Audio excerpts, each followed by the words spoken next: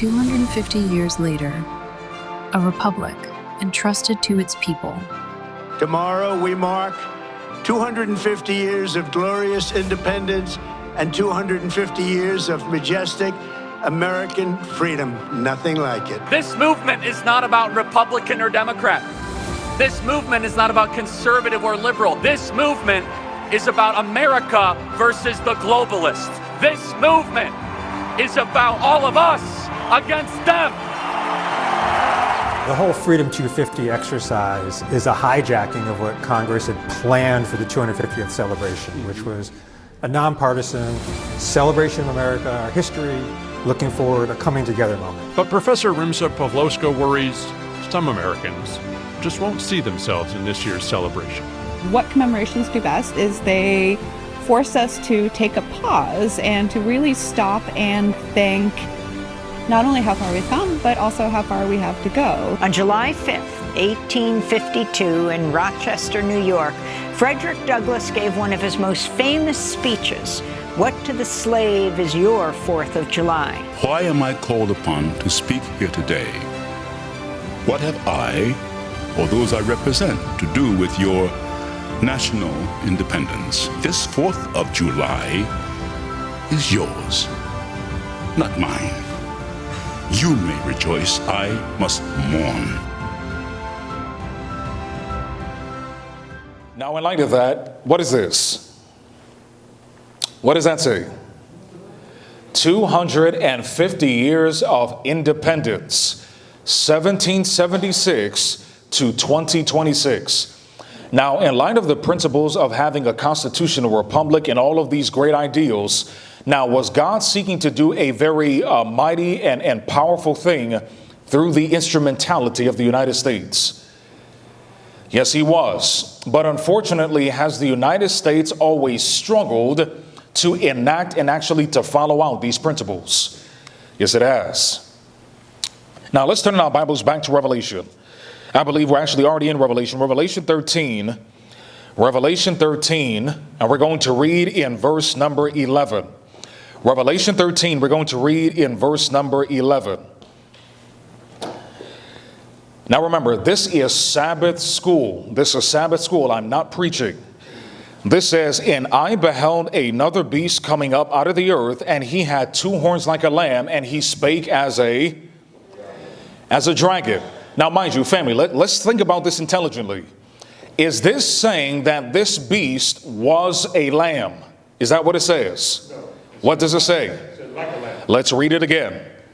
And I beheld another beast coming up out of the earth, and he had 2 horns like a lamb. So is this beast actually a lamb? No, it's not. It's merely resembling the characteristics of the lamb. But let's notice what it really is. And he spake as a... Now, what did Jesus say? Jesus said, out of the abundance of the heart, the mouth speaketh. So from its embryonic beginning, what was in the heart of the United States? The principles of the dragon. Does that make sense? You see, unfortunately, we have grossly distorted the prophetic interpretation as Seventh-day Adventists in this generation. Because many times when Bible prophecy expositors in the church, they will say that the United States started off as this meek and humble lamb, and then it will eventually degenerate and pass a national Sunday law. Now again, family, is that what the prophecy says? No, let's read it again. And I beheld another beast coming up out of the earth, and he had 2 horns like a lamb, and he spake as a... So in light of this history, can we find in the epoch and the rise and progress of the United States these contradictory principles? Yes, we can. Actually, let's turn to Revelation 16. Let's get another description of the United States. Revelation chapter 16. Revelation chapter 16. Revelation chapter 16. Let's notice what the Bible says in Revelation chapter 16. Revelation chapter 16, we're going to read in verse number 13. It says, and I saw 3 unclean spirits like frogs, notice, come out of the mouth of the dragon, and out of the mouth of the beast, and out of the mouth of the what? Of the false prophet. Now, what does the dragon represent? Represents Satan in a specific context. This is talking about his great agency of deception and spiritualism. Now, what is the beast? What is the beast? What is the beast? Yes, the Roman Catholic institution. Did we not read that in Revelation 13? Yes, the first verses. And it says, and out of the mouth of the false prophet. Now, who's the false prophet? Well, somebody says apostate Protestantism of the United States. Now, what is a false prophet? What is a false prophet? Okay, somebody that appears to be preaching truth, but what are they doing in reality? Now, can we think of any false prophets in the Old Testament? There's one in particular I'm thinking of. His name starts with a B. Balaam. Now, what were some of the characteristics of Balaam? Now, did Balaam at one time, was he communicating certain principles of truth and righteousness? Yes. But what did he do towards the end of his life especially? He sold out the people of God for the sake of filthy lucre. Does that make sense? So he was professing to be a servant of God, but he was indulging in the desire for filthy lucre and also the gross immoralities of sexual immorality. Now, does the Bible say that at the end of time that there is a spiritual fornication process that Babylon is engaged in? Yes. So in light of the prophecy that we know in Revelation, who do you think would describe the false prophet? The United States. Because again, it professes to be Christian, but in reality, what is it doing? It's speaking as a dragon. Now, what is this? Anybody know what this picture is a description of? This is a description of a group of people called the Puritans. Has anybody ever heard of the Puritans? Now, what are the Puritans known for? What are the Puritans known for? Now, when did the Puritans when did the Puritans land when did the Puritans land on Plymouth Rock? 1620. Now, what was the great purpose of the Puritans in coming to this new world? Okay, somebody says escape persecution. Now, were they escaping persecution? Yes, but was it merely their primary goal to escape persecution? What were they ultimately seeking to establish in this so-called new world? No, they were actually coming to set up a theocracy. Did the Puritans believe in religious liberty as a whole? No, they didn't. The Puritans, where did they get their religious ideology from? What particular Protestant reformer? John Calvin. They were Calvinists in their religious persuasion. Now, John Calvin, did he understand religious liberty? No, he didn't. Unfortunately, he persecuted other Christians just like Roman Catholicism. Notice. Now, does anybody know who this man was? Man by the name of A.T. Jones. Notice this. Now, again, what particular subject are we dealing with? We're dealing with religious liberty. This says they were so persecuted, talking about the Puritans, and abused by all classes, as well as by the officers of the law, that in 1608, they fled to what? They fled to Holland, stopping first at Amsterdam and afterward going to Leyden in what year? 1609. It says, from there, a company of these pilgrims sailed and landed at Plymouth, New England in what year? 1620. Was not here an opportunity to establish a complete and unabridged free and civil society? Is that what it says? No, it says a Puritan government. A Puritan government. This says a Puritan or Calvinistic government was at once established and put into working order. This says this was the Calvinistic system precisely. The preachers were not to hold office in itself, but they were to be the rulers of all who did what?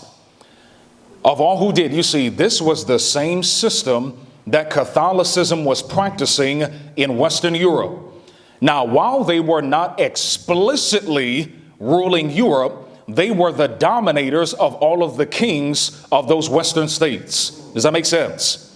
So you could not rule as a king in Western Europe unless you got the authority of the Pope. Does that make sense? So this is saying that the Puritans did the same thing in the New World. So even though that they were not explicitly ruling, they were mandating and legislating to the leaders that were actually in office. This says they were consulted in everything, and everything must be subject to their what? Now again, family, is this civil and religious liberty? No, it's not. Now again, the prophecy says that it had two horns like a lamb, but that it would speak as a what? Has anybody ever heard of a concept called Christian nationalism? You see, all that Christian nationalism is merely a revival of Puritanism. That's all it is. Now, does anybody know what this is? Can everybody discern what this is? Does anybody know who this figure is? This is a slave. Now, was slavery very prominent here in the Americas? Now, why was slavery very prominent here in the Americas? Now, what does the Bible say is the fundamental root of all evil? The love of money. Now, what was the first big business of the United States?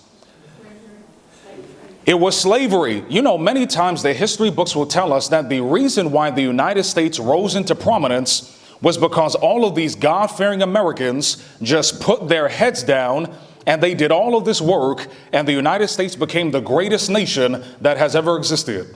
Family, if you literally have millions of people that are working for free generation after generation after generation, is it going to be very easy to build up the economic infrastructure of the nation?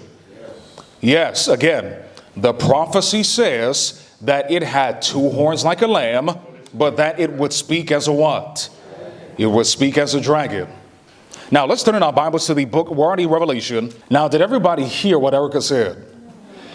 So what she was communicating, I'll probably just have to hand out the mic. So what she was communicating is that, unfortunately, there was a time period in the history of the Seventh-day Adventist Church when the U.S. government actually came to the leaders of the denomination and told them that they had to stop specifically identifying the United States as the second beast of Revelation 13.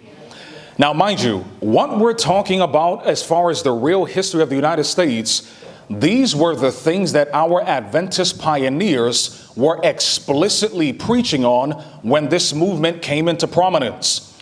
One of the main ways that Ellen White and James White and J.N. Andrews and Joseph Bates, one of the easiest ways that they were able to identify the United States as the second beast was as a result of the institution of slavery. Because as a result of them identifying this, because this is the reasoning. How can you profess to be a Christian nation when you are enslaving millions of human beings? Does that make sense? It doesn't make sense. Yes. Now, is it true that not everybody in the United States at that time was endorsing slavery?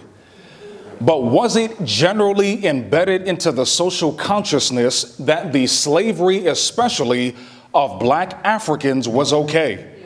Now, family, was it merely just the South that was profiting off of slavery?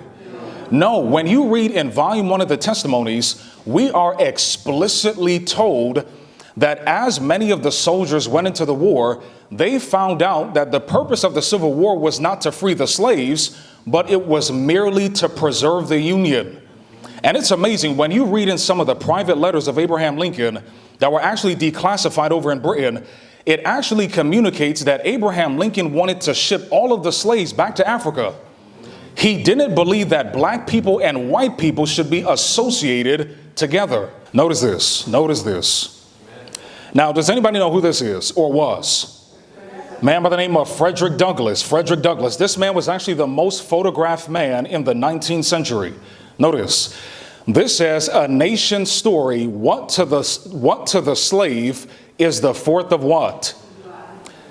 Now, this man was actually asked to give an address during July 4th while slavery was still going on.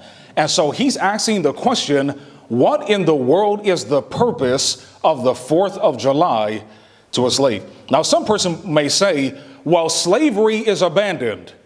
Now, family, do you think that slavery still exists in this generation? You see, in principle, all of us as Americans, as a result of this system, in principle, we are all slaves to this beast system. We are all slaves. Again, do we need liberty? Who is the only one that can give us liberty? Jesus, yes. This says, fellow citizens, I am not wanting in respect for the fathers of the Republic.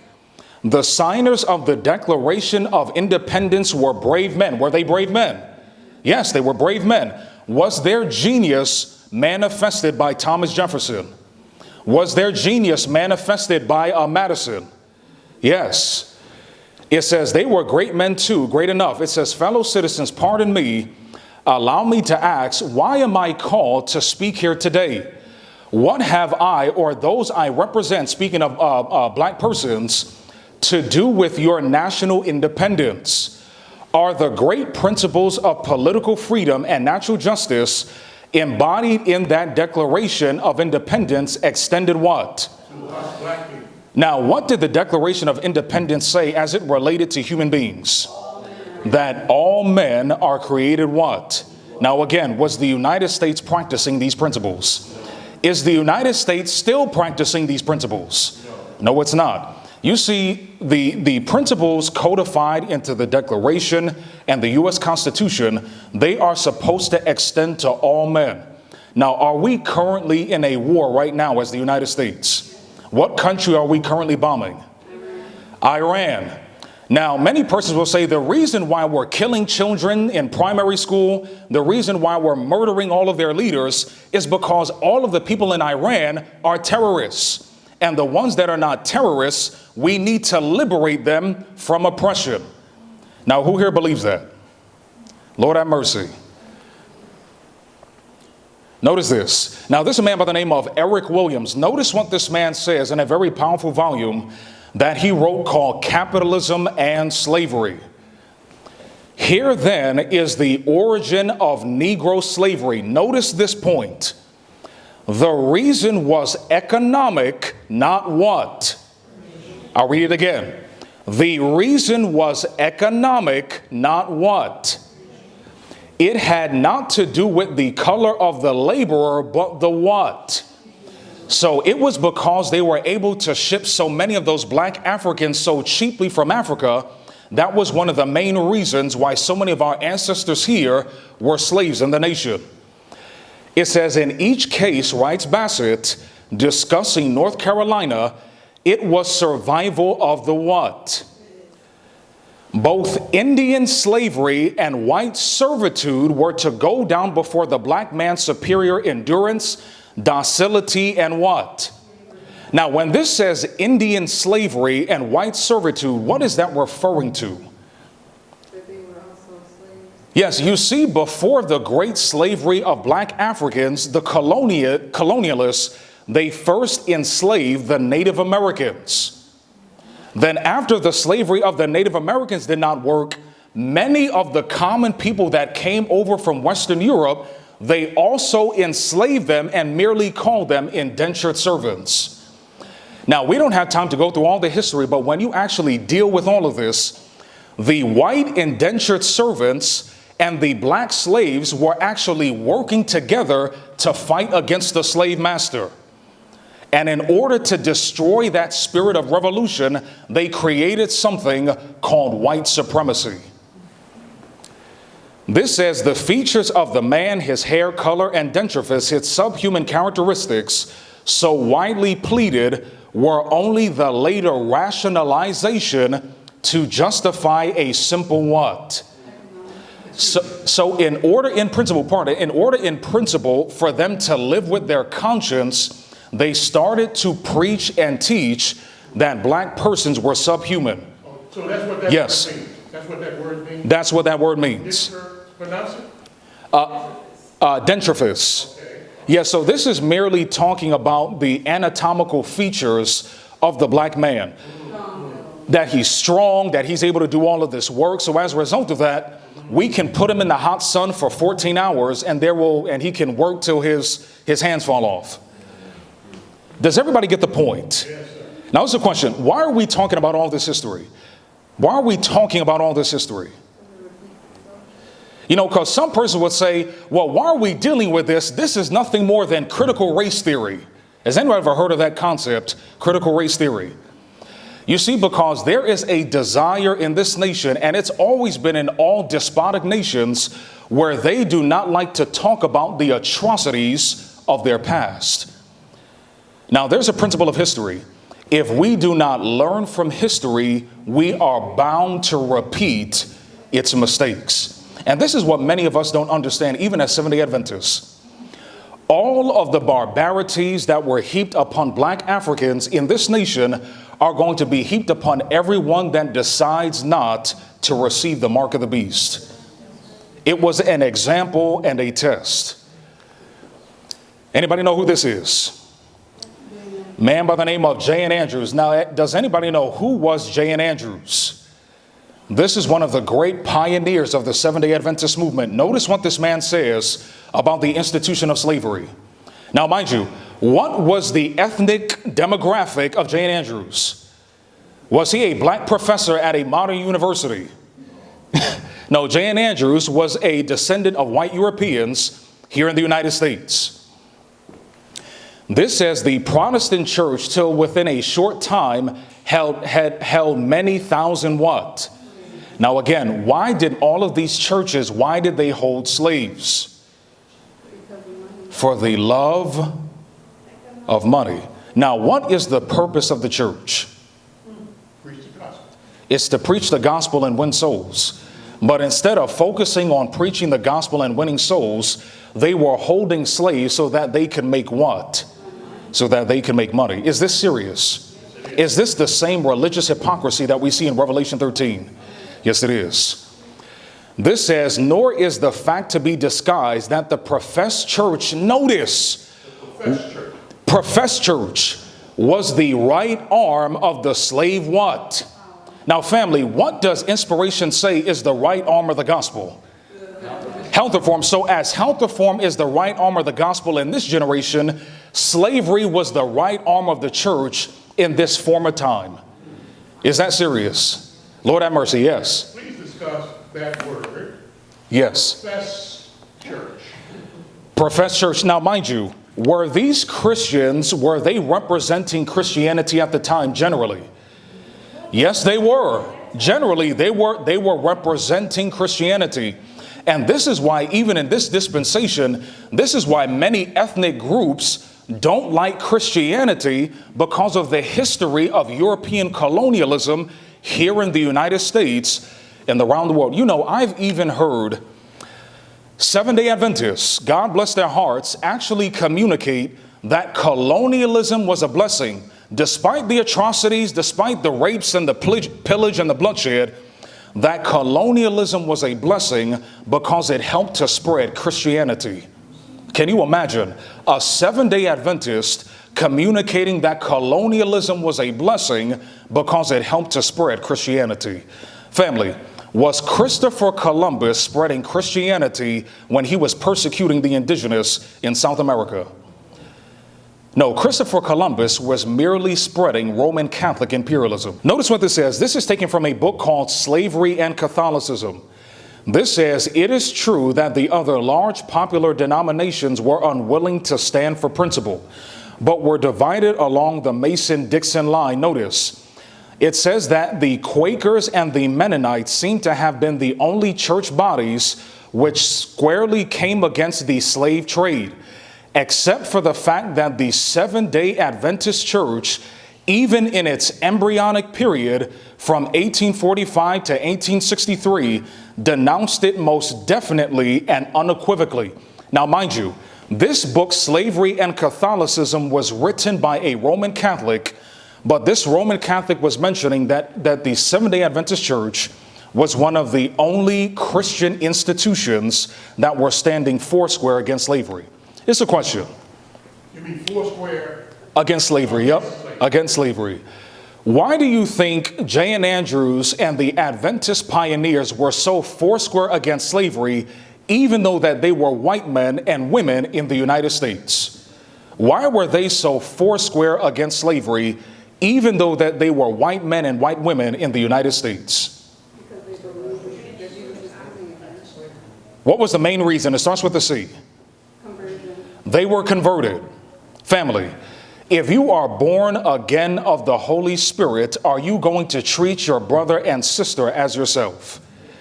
Yes, you are. So because these men and women truly believe the gospel, they went against the institution. And family, I'm not going to spend too much time on this. I just want us to really think about this practically. Slavery and racism was so normal in the United States at this time that if you were a white person coming out against slavery, you would literally be ostracized from the most of society. This was not a popular position. It wasn't at all. Notice this says the Bible has little to say in praise of what? In praise of men. Do you think that the Bible has a lot to say about the praise of nations? Does the Bible have a lot of great things to say about the greatness of nations of antiquity? No, it doesn't. Now, does the Bible call many of these nations great and exceeding great and very great? Yes, but many of those principles, did they last for a very long period of time? You see, because many times when persons deal with this real prophetic history of the United States, persons will say, well, why are we focusing on the bad? You see, this is one of the main reasons why the history of the Bible is so powerful, is because it gives an accurate delineation of the character of men and of nations. Does the Bible only talk about the greatness of David? What does it also talk about? It talks about his failures. Does the Bible only talk about the greatness of Abraham? It also talks about his fails. Does the Bible only talk about the greatness of the Apostle Paul? But it also talks about his failures. Now, why do you think the Bible is so explicit in talking about these things? As the Bible says, so that we through patience and comfort of the scriptures might have hope. Is everybody following the sequence? Everybody following the sequence? Now again, what are we talking about? What subject? Religious liberty. Religious liberty.